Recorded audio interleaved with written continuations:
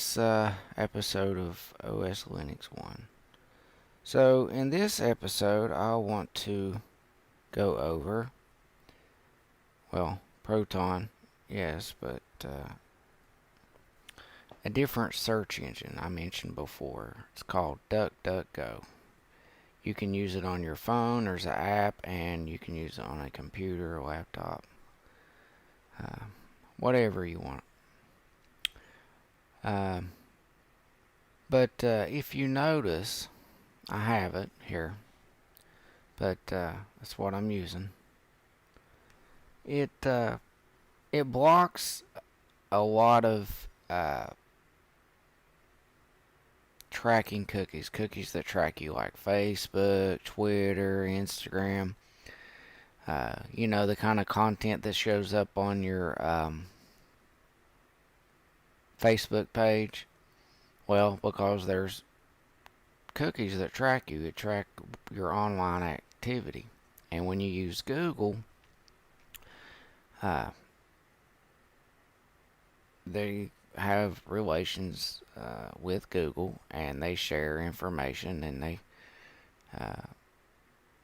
share your online activity through Google. So an alternative, while maybe not the best, is DuckDuckGo. I know it's a little silly name, but it will block these websites such as Facebook and Twitter and Instagram and even Windows from tracing your online activity. So it'll block them. And, it'll eliminate that headache that they cause. And, so you go to duckduckgo.com, and you can use it as your web browser search engine. But it tells you a lot about it here, and I just want to go over it briefly and bring it to your attention. Block app trackers, and it does that. As I'll get here and demonstrate. It'll block them from tracking you. And so you can use DuckDuckGo on your phone or online. And I've seen the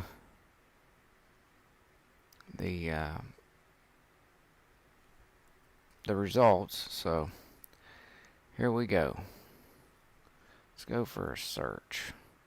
You can use it down here at the bottom. Click DuckDuckGo.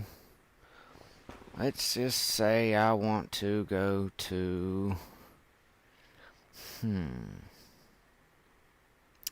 where do I want to go? Let's say I just want to go to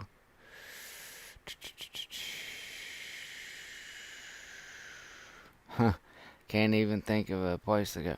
Arch Linux. I'll just type in Arch Linux. But the point is, let me enlarge this actually, because I forgot to do that on a previous trial run video. Because if you're watching this on your phone, you won't be able to read the text. Oops. Make click me onto that website. But if you look up here on the right, or to the right, it says take control of your personal data. Your DuckDuckGo search history is private. We stop anyone from getting your search history, including us. Add our extension to help protect your personal data. And you can add that, extension. I'm using it already. But as you notice, it shows Google, Amazon, Facebook, and it blocks it. Well, I use it on my phone. And if you're on a website for long enough, it'll pop up and say, up here in you can't see my web browser on the screen recorder, but up where your the web address is, HTTPS. To the left, you'll see a lock, and then to the left of that you'll see a shield. It'll show up that way on the DuckDuckGo app search engine. It'll highlight and it'll say, hey, we've blocked all these websites from tracking you. And it just goes to show you how many websites, Google, Facebook, you don't know it's occurring, which you've probably been made aware of it at this day and age. But they do track you, and you know they track you because you see if you go to look at shoes or clothes or TVs or wherever you go online, you know shortly after, if you go to Facebook, there are already advertisements of that stuff. And well, that's the thing. They track you, and they do it with cookies. And how many times you go to web pages and it says accept cookies, etc., etc. So they're tracking you. They're tracking your activity. They're spying on you for whatever reasons they have to present to you a more customizable experience, they say. Anyways, if you don't like that and it becomes annoying and irritating, it has for me, this is an alternative to Google. Okay, you'll pretty much get the same results without being tracked by all these websites that you use, such as Facebook or Amazon or Twitter. But they do track you, and DuckDuckGo's a good alternative. It will block them from tracking you. And I'll get on some other topics about DuckDuckGo later as we get deeper into this stuff. But I just wanted to point that out. I'm trying to make this video relatively short, not to bore you. Now we're going to go to Proton. I mentioned it before. It's a virtual private network provider. See, you have an internet address, an IP address, and it's subject to being infiltrated, or your information's able to be obtained and tracked back to your local device, your phone or your computer or even your TV. Because they can, through your IP address, they can get connected to your device.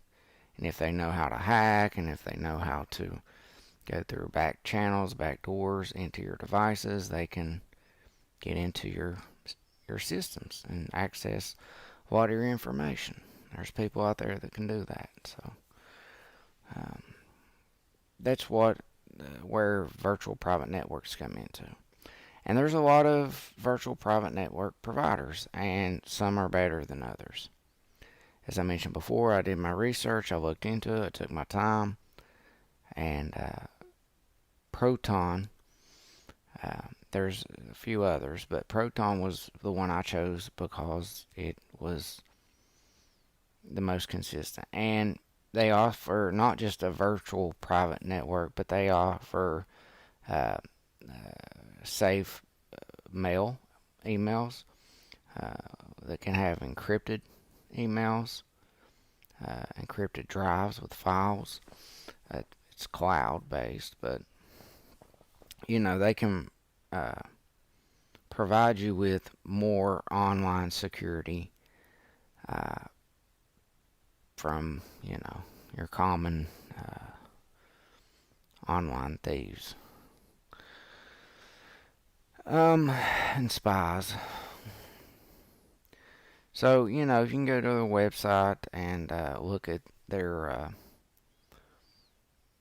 what they provide and what kind of protection they provide, and it's just to bring something to your attention to look into.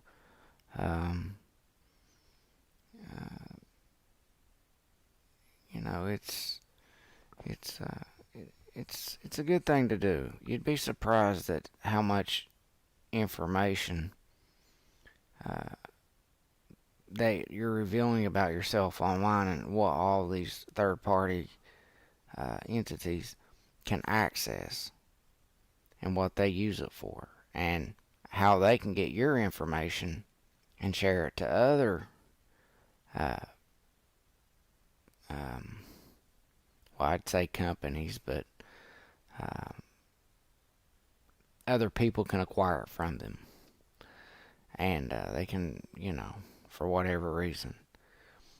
And I'm not talking about Proton, but I'm talking about like Facebook, Twitter, uh, a lot of online websites, and even places that commonly ask for your email. They get your email and they share it with third parties, and those third parties also share it with other third parties, and your information gets out there. And it ends up in databases that aren't secure, and people are able to get into those databases, and in turn they have your information and they can use it for a wide variety of things. A lot of which it may not directly affect you, but it can. Uh, you can be framed for crimes. They can steal your money. Uh, they can they can do a lot of things with your information. I've had it happen to me with people doing it from completely different continents and countries. So that's why they call it the World Wide Web. But that was just some of the things I wanted to bring up in this episode. Like I said, I'm putting some content out there to get us started. Simple stuff, stuff that I will go deeper into later. But these are just some of the things I wanted to bring to your attention. And like I mentioned before with Arch Linux, let's go to this web browser extension, DuckDuckGo. Let's go to Arch Linux.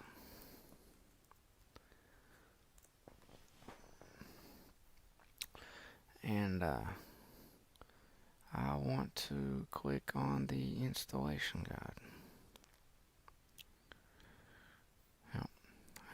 I need to make it a little larger. See, that's probably, see, we'll leave it at 170%. But, yeah, I want to go over Arch Linux in the next episode, and Gen 2, which I'll also pull that up here just briefly. And let's go and use DuckDuckGo again. I can use Google, Bing, but we'll go to Gen 2.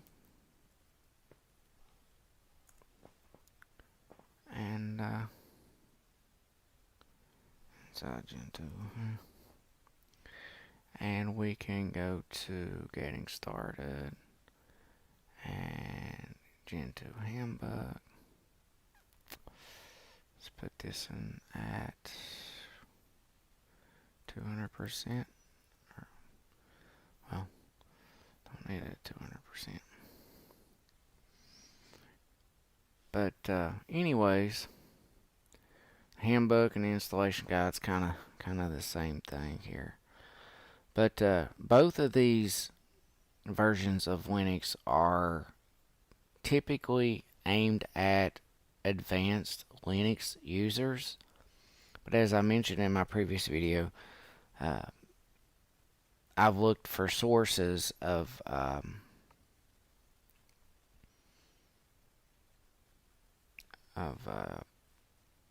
tutorials, Linux for beginners, YouTube channels that will help someone who is new to Linux learn Linux practically. To learn how to install, to learn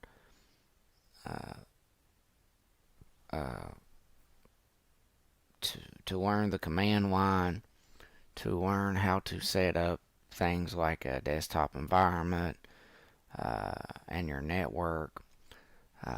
because it can get somewhat complicated to someone that's not familiar with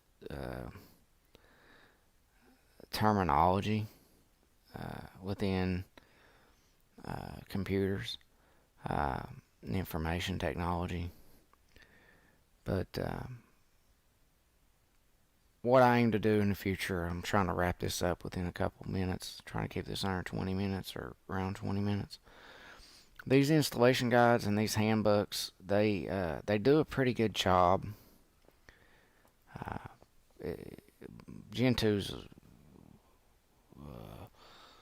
a much more broken down version of Arch. Arch comes in what they call binary packages, whereas Gentoo is you pretty much have to install these packages, as they call them, manually. Well, you can. It gives you more control over the operating system and breaks it down for you.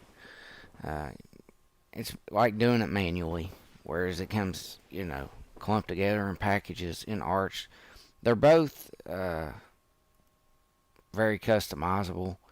Arch is typically referred to as the bleeding edge, as where I'm using Debian right now on my laptop, where it's a more stable version. Updates and things like that aren't released as frequent as they are with Arch. Debian uses, Debian's kind of uses older uh, software that's being put through rigorous testing, basically, so that it's more stable. Whereas Arch, it's the latest and greatest, but there's bugs in the most recent updates, and it's more subject to crashes. But it allows for the most recent software to work with Linux and hardware more so than maybe Debian. But Debian's not really too far behind this new version of Debian 12.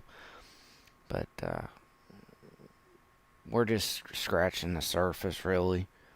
And Gentoo's, that's kind of like a hobby version of building an operating system because it's so customizable.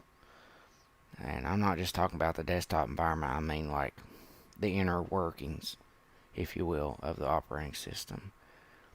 It can be complex. There's a lot of, like I said, terminology and things you have to learn about some computers. But it's not something that you should feel intimidated. There's a learning curve, but and there's things you have to learn along the way. But the thing that with this installation guide and this Gentoo handbook is it has links here. If you see, for example, it says instruction set architecture. You click on that in the link, and it'll also explain to you what a ISA is, instruction set architecture. I know it sounds like a big word right now, and there's a lot of big words, but you can learn about it if you just take the time. If you just persevere, if you try, you'll learn it. You'll get a clearer picture of it. You'll begin to understand the computer language, and you'll begin to understand what it's talking about. I'm still learning. There's a lot to learn, but it's a journey, but it's achievable. You just have to have patience, and so that'll probably do it for this episode of OSLinux1. I'm still working at breaking down some of this stuff, trying to simplify it, looking for more resources that introduce you to Linux better. A lot of them I looked into, they just don't start at the right places, and they assume you have some prior knowledge of certain things, and it doesn't really present it to you in a way that makes learning a lot of the more advanced stuff easier. It doesn't give you a good foundation to move forward from. And that just happens when people been in that career field for many years and they're so far along in it and been doing it a long time, they kind of forgot what it was like when they started, you know, and the path that they took to get to where they are. So, I mean, it's, different people are in different places and their understanding of it. And no one should look down upon one other person for where they are in it. You gotta start somewhere. But, and don't get too high-minded about what you do know, because you don't know it all, no matter who you are. Not that you can't be confident about what you do know, especially if you've been assured of it, but, um, it's a journey. So, that'll conclude it for this episode. I just wanted to bring those things to your attention. Again, if you're trying to look at moving away from Windows, there are other options to get online, to surf the net more securely, safer, and and you can learn how to use an operating system to help build an operating system and to set up a network and a safe and secure internet connection. For the most part, I mean, there's always going to be, well, for the most part, there's always going to be people that know more about it, but help you get away from being tracked and being vulnerable to people who know just a little bit more than you do. So maybe you'll learn a little bit more and help level the playing field. So I'll see you again here next time on OS Linux 1. Don't forget to click the